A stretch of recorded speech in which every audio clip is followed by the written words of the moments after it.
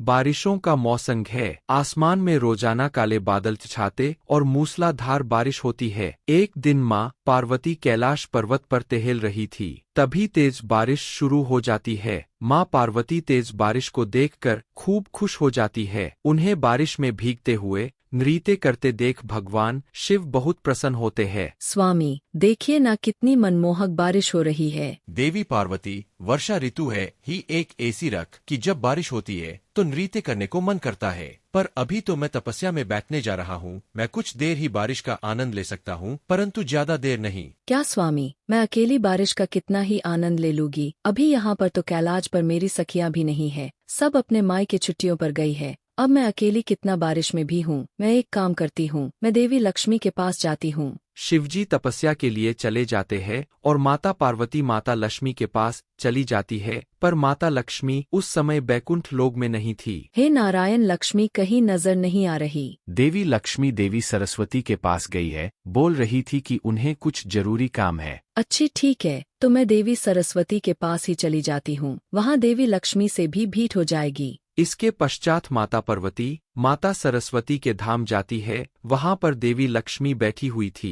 अरे आप और यहाँ? हाँ, मैं पहले देवी लक्ष्मी के पास ही गई थी, पर विष्णु जी ने कहा आप मुझे यहाँ मिलोगे। हाँ, मैं देवी सरस्वती के पास आई थी। मैं सोच रही थी कि बहुत समय से पृथ्वी लोक पर नहीं गए, तो हम पृथ्वी लोक पर भ्रमण के लिए चले जाते हैं। देवी सरस्वती के आने के बाद मैं आपके पास भी यही पूछने के लिए आने वाली थी कि हम तीनों मानसून के मौसम में पृथ्वी लोक पर भ्रमण के लिए चलते हैं। पृथ्वी लोक पर भ्रमण के लिए मैं भी आपके पास इसी विषय में बात करने के लिए आई थी। बहुत मजा आएगा, बारिश में भीगने का अलग ही आनंद होगा। चलिए हम तीनों मिलकर पृथ्वी लोक पर चलते हैं। इसके पश्चात माता पार्वती माता सरस्वती और माता लक्ष्मी के साथ साधारण लड़कियों का रूप लेकर बारिश का आनंद लेने के लिए धरती लोक पर पहुंचती है। पर उस समय तक बारिश रुक चुकी थी। हम बारिश का आनंद लेने के लिए पृथ्वी लोक पर आए थे, पर बारिश तो रुक गई। अब क्या करें? करना क्या है, वापस चलते हैं। इतने समय बाद तो घर से निकलना हुआ है, अब वापस जाकर फिर से आना बहुत मुश्किल है। हमें कुछ देर बारिश का इंतजार करना चाहिए, क्या पता थोड़ी देर बाद फिर से बादल बरसने लगे। ठीक है, तो हम कुछ देर यहाँ पेड़ के नीचे विश्राम करते हैं। जब बारिश होगी तो हम बारिश का आनंद लेंगे। ठीक है, आप दोनों यहाँ पेड़ के नीचे विश्राम करो, तब तक मैं गांव में थोड़ा घूम कर आती हूँ। जब बारिश शुरू होगी तो मैं आप दोनों को बुला लूंगी। माता लक्ष्मी और माता सरस्वती पेड़ के नीचे विश्राम करने लगती है और माता पार्वती गांव में घूमने के लिए निकल जाती है। चलते चलते वो एक बगीचे में पहुंचती है। वहां पर कुछ लड़कियां झूला झूल रही थे। उन्हें देखकर माता पार्वती बहुत खुश होती है। अरे वाह, महादेव मुझे बोल रहे थे कि वर्षा ऋतु में पृथ्वी लोक पर लोग झूला झूलते हैं, और देखो यहाँ बगीचे में झूला झूलती हुई कुछ लड़कियां मिल भी गए। अब मैं उनके साथ झूला भी झूलूंगी। एक काम करती हूँ, अभी तो बारिश भी शुरू नहीं हुई है, थोड़ी देर में झूला झूल लेती हूँ। उसके पश्चात जब बारिश आएगी तो मैं माता सरस्वती और माता लक्ष्मी को भी यहाँ ले आऊंगी, फिर हम तीनों मिलकर झूला झूलेंगे। माता पार्वती बगीचे में जाती है और वहाँ खड़ी लड़कियों में से एक लड़की से झूला झूलने के लिए पूछती है, सुनो, क्या मैं भी तुम्हारे साथ झूला झूल सकती हूँ? नहीं, ये झूला हमने बनाया है, हम किसी अनजान को अपने झूले पर झूलने नहीं देंगे। अपना झूला खुद बनाओ। माता पार्वती उन लड़कियों की बात सुनकर थोड़ा चौंक जाती है। तभी वहाँ एक लड़की आती है जो एक दूसरी लड़की से टकरा जाती है। अरे अंधी, जब तू देख नहीं सकती तो चल तो ठीक से लिया कर, अभी मेरे चोट लग जाती है। तुझे कितनी बार कहा है तू यहाँ बगीचे में खेलने के लिए मत आए कर। तू अंधी है, तेरी आँखी नहीं है, तू घर पर रहा कर। सीमा, तेरी अंधी बहन ने बहुत दिमाग खराब किया हुआ है। तू अपनी माँ को कहती क्यों नहीं है? इसी घर पर रखा घरे यहाँ इधर उधर बगीचे में हमारे साथ घूमती रहती है और इसकी वजह से हमें भी परेशानी होती है। इसे यहाँ से भेज दे। कोमल, यहाँ से जा, तू मुझे दिखाई भी ना देना, जा घर जा।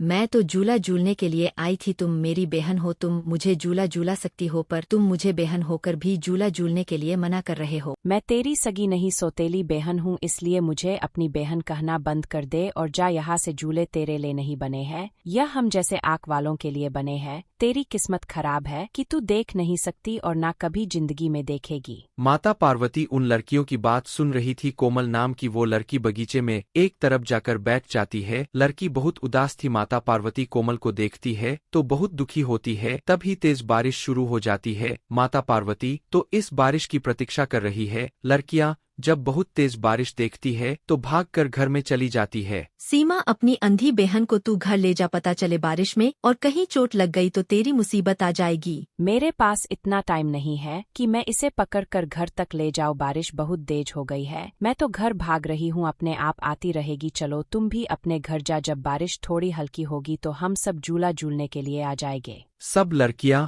अपने अपने घर चली जाती है। कोमल अकेली वहां बैठी रहती है। माता पार्वती कोमल के पास जाती है। कोमल, चलो न बारिश में झूला झूलते हैं। देखो रही था कितनी मनमोहक बारिश हो रही है। आप कौन हो? मेरी बहन और माँ की लड़के या तो जा चुकी है, आपकी आवाज पहली बार सुन रही हूँ। मेरा नाम पार्वती है। चलो आओ मेरे साथ झूला झूलो, हम बारिश में भीगेंगे, बहुत मजा आएगा। मुझे तो कुछ भी दिखाई नहीं देता, आंखों से देख नहीं सकती, इसलिए बारिश में मजे भी नहीं करती, झूले भी नहीं झूलती, कोई आनंद नहीं लेती, गिर जाऊंगी। तुम मेरे साथ चलो तो सही, देखना तुम्हें सब कुछ दिखने लगेगा। आओ मेरा हाथ पकड़ो, तुम्हें लेकर चलती हूँ, तुम नहीं गिरोगी। माता पार्वती अपने चमत्कार से बगीचे में एक बहुत सुंदर झूला उत्पन्न करती है। वह झूला फूलों से सजा हुआ था। माता पार्वती कोमल को अपने साथ उस झूले पर बिठाती है। झूला अपने आप हवा में इधर उधर जाने लगता है। ये सब माता पार्वती का चमत्कार था। कोमल बहुत खुश हो रही थी। माता पार्वती और कोमल बारिश में भीगकर बारिश का आनंद ले रही थी। पार्वती दीदी, बारिश बहुत अच्छी लग रही है और इस झूले पर झूलना भी, मैं तो तरस गई थी झूले पर झूलने के लिए। कोई भी मुझे अपने साथ झूले पर नहीं बैठा था, काश मैं भी देख सके। तुम देख सकती हो कोमल, तुम जरूर देखोगी। माता पार्वती अपना हाथ कोमल की आंखों पर फेरती है। अचानक बारिश में से एक चमकदार रोशनी कोमल की आंखों पर पड़ती है और कोमल की आंखों की रोशनी वापस आ जाती है। कोमल खुशी से उछल पड़ती है। मैं देख सकती हूँ पार्वती दीदी, मैं देख सकती हूँ, इस पूरी दुनिया का नजारा देख सकती हूँ, मुझे सब कुछ दिखाई दे रहा है। ये सब तो चमत्कार है, आपने तो मेरी आंखों की रोशनी वापस ला दी है। कोमल को माता पार्वती के साक्षात दर्शन होते हैं। तभी देवी लक्ष्मी और देवी सरस्वती भी आ जाती है। तीनों देवियां मिलकर कुछ देर कोमल के साथ बारिश में खूब आनंद लेती है। कोमल की खुशी का ठिकाना नहीं था। आज वो तीनों देवियों माता पार्वती, माता लक्ष्मी और माता सरस्वती के साथ बारिश का आनंद ले रही है। कोमल के साथ बारिश में भीगते, नाचते, गाते वो तीनों देवियां कुछ समय बाद अंतर ध्यान हो जाती है और कोमल अपने घर खुशी खुशी वापस लौटाती है। इधर माता पार्वती, माता सरस्वती और माता लक्ष्मी तीनों कैलाश पर पहुंचती है। देवी पार्वती, मुझे बहुत अच्छा लगा, आज तुम्हारे आशीर्वाद से कोमल की जिंदगी में खुशियाँ आ गई। और बारिश का भी हम तीनों ने बहुत आनंद लिया। यह अवसर तो कभी कभी प्राप्त होता है। वो तो है, बारिश में भीगने और झूला झूलने का बहुत अलग मजा है। अच्छा आप दोनों बैठो, मैं चाय और पकौड़े लेकर आती हूँ, फिर तीनों मिलकर चाय पियेंगे। आज तो बारिश में भीगने से बहुत थकावट हो गई, अदरक की चाय बनाऊंगी तभी थकावट दूर होगी। माता पार्वती चाय और पकोड़े बनाकर लाती है और तीनों देवियां मिलकर वर्षा ऋतु में चाय और पकोड़े का आनंद लेती है। एक बार बातों ही बातों में माता पार्वती ने भगवान शिव से आग मिचोली खेलने की इच्छा जाहिर की। चलिए प्रभु, कितने समय से हम दोनों ने कोई क्रीड़ा नहीं की, हम आज कोई खेल खेलते हैं। आज वातावरण कितना सुंदर है, कैलाश पर्वत पर ठंडी हवाओं के झोंके कितने मनमोहक लग रहे हैं। हाँ, वातावरण तो बहुत सुहावना और मनमोहक है, पर हम कौन सी क्रीड़ा करेंगे? अब आप ही बताओ कि हम क्या खेल खेले हैं। क्यों न हम आँख मिचोली खेले। कितने समय से हमने आँख मिचोली नहीं खेले, पर सर्वप्रथम आँख पर पट्टी मैं बांधूंगी ताकि आपको जल्दी से ढूंढ सको। ठीक है देवी पार्वती, जैसी आपकी इच्छा। भगवान शिव ने माँ पार्वती की आंखों पर पट्टी बांध दी और उसके पश्चात उन दोनों ने आँख मिचोली खेलना प्रारंभ किया। आओ पार्वती, मुझे ढूंढो, बताओ मैं कहाँ हूँ। बस कुछ देर रुके स्वामी, मैं आपको पकड़ कर ही दिखाऊंगी। मैं आपकी आवाज की दिशा में बढ़ रही हूँ। मैं तो इधर हूँ, तुम कहाँ ढूंढ रही हो? बस कुछ देर और प्रतीक्षा कीजिए, मैं आपको पकड़ने वाली हूँ। भगवान शिव भोले भाले, उन्हें क्या पता उनके डमरू की आवाज को माँ पार्वती भली भांति पहचानती है। उन्होंने कुछ ही पलों में भगवान शिव को पकड़ लिया। देखा स्वामी, मैंने आपको पकड़ ही लिया। पर आपको कैसे पता चला कि उस चोटी के पीछे छुपा हुआ था? आपको ढूंढने में आपके प्रिय डमरू ने मेरी सहायता की। आपके डमरू की आवाज की दिशा में ही मैंने आपको ढूंढा और आपको पकड़ लिया। अब आप अपनी आंखों पर पट्टी बांधी है, अब आपकी बारी है। ठीक है देवी, मैं तो आपको यूं ही चुट्टियों में पकड़ लूंगा। अच्छा, देखते हैं। माँ पार्वती और भगवान शिव का एक बार फिर से आंख मिचोली का खेल प्रारंभ हुआ। अब भगवान शिव की आंखों पर पट्टी बंधी थी और वह माँ पार्वती को ढूंढ रहे थे। माँ पार्वती बार बार भगवान शिव के पास आती, उन पर फूलों की वर्षा करती। भगवान शिव उन्हें पकड़ने की कोशिश करते तो वह फिर गायब हो जाती। प्रभु प्रभु इस ओर, यहाँ मैं तो इधर हूँ, आप उधर कहाँ जा रहे हैं? देवी पार्वती को तो पकड़ना बहुत असंभव हो रहा है, अब क्या करूँ, खेल भी तो खेलना है। तभी भगवान शिव को बालक गणेश की आवाज सुनाई दी। गणेश पुत्र, गणेश जरा इधर तो आना। पिताश्री, आपकी आंखों पर पट्टी कैसे बंधी हुई है? तुम्हारी माता और मैं आंख में चौली खेल रहे हैं, मेरी आंखों पर पट्टी बंधी है, मुझे तुम्हारी माता को ढूंढना है। तुम मेरी इसमें सहायता कर सकते हो, जरा देख कर तो बताओ तुम्हारी माता किस दिशा में चौपी है, मैं उन्हें पकड़ लूंगा। पिताश्री, यदि मैंने आपकी सहायता की तो माता मुझसे नाराज हो जाएंगी, और वैसे भी ये तो खेल में छल हुआ ना, मैं आपकी इस छल में सहायता क्यों करूं? नहीं नहीं पिताश्री, मैं आपकी इस कार्य में कोई मदद नहीं कर सकता, ये खेल आपको स्वयं ही खेलना होगा। मैं जा रहा हूँ, कार्तिकेय भैया मेरी प्रतीक्षा कर रहे हैं, हम दोनों ब्राह्मण के लिए जा रहे हैं। अरे अरे पुत्र गणेश सुनो तो, अब क्या करूं, मैं पार्वती को कैसे ढूंढूं? तब ही माता पार्वती शिव जी को आवाज लगाती है। क्या हुआ स्वामी? पुत्र गणेश ने आपकी सहायता नहीं की, मैं तो आपके समक्ष ही खड़ी हूँ, इधर यहाँ। शिव जी माँ पार्वती को पकड़ने की कोशिश करते पर हर बार असमर्थ हो जाते। अरे प्रभु, ये मैं हूँ, माता पार्वती उधर है, आपने मुझे पकड़ लिया है। हाँ हाँ ठीक है, इस पट्टी से देखने में मुझे बहुत असुविधा हो रही है, मेरी समस्त इंद्रियां भी काम नहीं कर रही, अपनी शक्तियों से देवी पार्वती को देख भी नहीं पा रहा हूँ। स्वामी, जब तक यह मेरे हाथों से बंधी हुई पट्टी आपकी आंखों पर है, आपको दिखाई नहीं देगा, आपको मुझे ऐसे ही ढूंढना होगा मेरी आवाज की दिशा में, इधर। भगवान शिव बहुत देर तक माता पार्वती को पकड़ने की कोशिश करते रहे पर हर बार वह असफल हुए। अब उनके पास एक ही रास्ता था जिससे वे माता पार्वती को पकड़ सकते थे।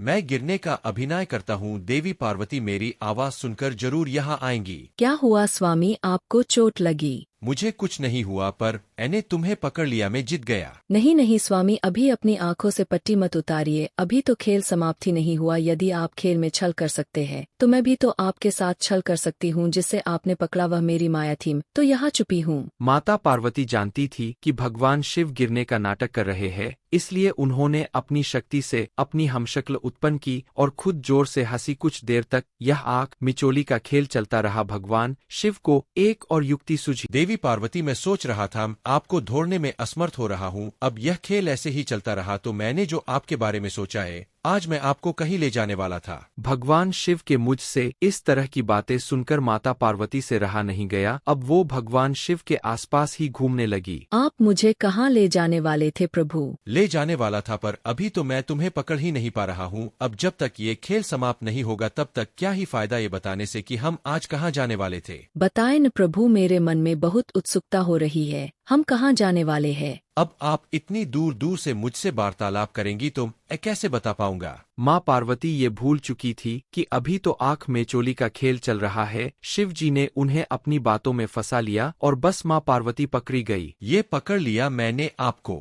अच्छा, तो आप जानबूझकर मुझे बातों में उलझा रहे थे ताकि आप मुझे पकड़ सको। जाइए प्रभु, मैं आपसे बात नहीं करूंगी। शिवजी अपने आंखों से पट्टी उतारी। वे समझ गए थे कि माँ पार्वती नाराज हो गई है। अब पास माँ पार्वती को मनाने का एक ही रास्ता था। अच्छा ठीक है, तुम जीती मैं हारा। वैसे मैं सोच रहा था क्यों ना आज हम स्वर्ग की शहर पर चले, बहुत दिनों से हम किसी ब्राह्मण पर नहीं गए। ब्राह्मण पर? ठीक है, तो मैं अभी तैयार होकर आती हूँ। बस महादेव और माता पार्वती के बीच सुलह हो गई और वे दोनों स्वर्ग के ब्राह्मण पर निकल जाते हैं। सच्ची तो है, पति पत्नी का रिश्ता ऐसा ही होता है, जहाँ एक पल में खटी मीठी लड़ाई होती है तो वहीं एक पल में एक दूजे के लिए ढेर सारा प्यार उमड़ाता है। तभी तो ये बंधन 7 जन्मों का कहलाता है।